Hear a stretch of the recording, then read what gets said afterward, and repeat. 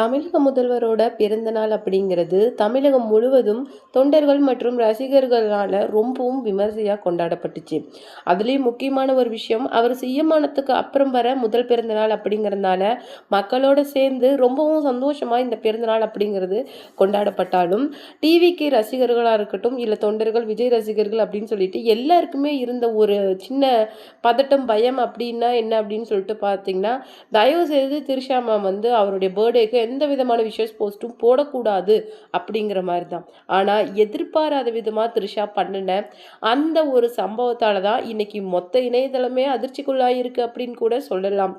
ஏன்னா அவங்க பண்ணின இந்த விஷயம் சரி ஓகே, இதுக்கு மேலே அவங்க இந்த மாதிரி ரியாக்ட் பண்ண மாட்டாங்க, அவங்க அவருடைய பாதையிலேருந்து விலகி போயிட்டாங்க, இதுக்கு மேலே ஒரு ஃப்ரெண்டாக மட்டும்தான் இருப்பாங்க அப்படிங்கிற மாதிரி எதிர்பார்க்கப்பட்டது. அப்படியே தலைகீழ மாதிரி இன்னைக்கு அவங்க போட்ட போஸ்ட் தான் இன்னைக்கு சோஷியல் மீடியாவில் மிகப்பெரிய ஒரு வைரலாக இருக்குது.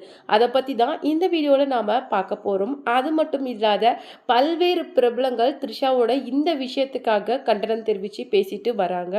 நீங்கள் ஒரு நண்பனாக இருக்கிறீங்க அப்படின்னா அந்த இதில் நீங்கள் இல்லை, அவருக்குன்னு ஒரு ஃபேமிலி இருக்குது, அதுவும் இப்போ பெரிய பிரச்சனையில் இருக்குது, தயவுசெய்து நீங்கள் பண்ணுறதை நிறுத்திக்கல அப்படின்னா அவருடைய அரசியல் வாழ்க்கைக்கு அது ஒரு பெரிய அபாயகரமாக கூட போய் முடியலாம் அப்படிங்கிற மாதிரி அட்வைஸ் பண்ணிட்டு வராங்க. அதுலேயும் முக்கியமாக சமுத்திரக்கனி பேசின விஷயங்கள் தான் இந்த வீடியோவில் டீட்டெயிலாக பேச போகிறோம். நீங்கள் நம்ம சேனலுக்கு புதியவராக இருந்தால் மறக்காமல் நம்ம சேனலை சப்ஸ்கிரைப் பண்ணிக்கோங்க. விஜய் சாரோட பர்த்டே ஜூன் 22.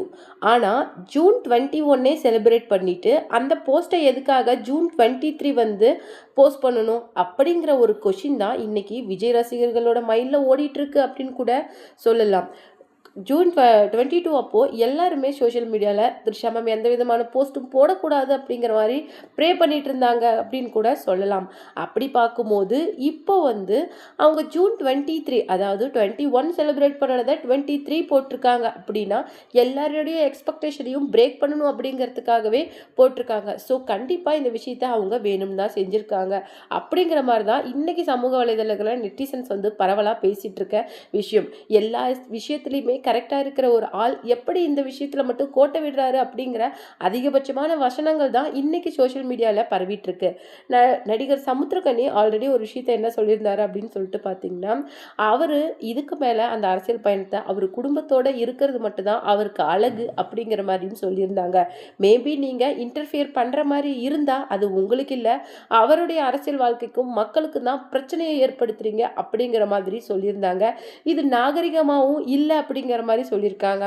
விஜய் எந்த அளவுக்கு முன்னுதாரணமாக இன்னைக்கு தமிழகத்தில் திகழ்றாரோ அவர் தமிழகத்துக்கு மட்டும் இல்லை, அங்கே இருக்கிற இளைஞர்கள் அப்படின்னு சொல்லிட்டு எல்லாருக்கும் ஒரு முன்மாதிரியாக இருக்கிறாரு. ஸோ அப்படிப்பட்ட மனுஷன்கிட்ட இருந்து நீங்கள் விலகி இருக்கிறது தான் உங்களுக்கு நல்லது மட்டும் இல்லாமல் தமிழக மக்களுக்கே நல்லது அப்படிங்கிற மாதிரியும் அவரை முன்மாதிரியாக குடும்பம் குழந்தைங்க அப்படின்னு சொல்லிட்டு இருக்கிறது தான் அவருடைய ரசிகர்கள் மற்றும் தாவேக தொண்டர்களும் சரி தமிழக மக்களும் சரி விரும்புவாங்க. அவரை விட்டு அவருடைய பாதையிலிருந்து தயவு செய்து விலகிடுங்கிற மாதிரி முன்ன சொன்னதை தான் மறுபடியும் ஒரு ட்வீட்டாக கொடுத்துருக்காங்க.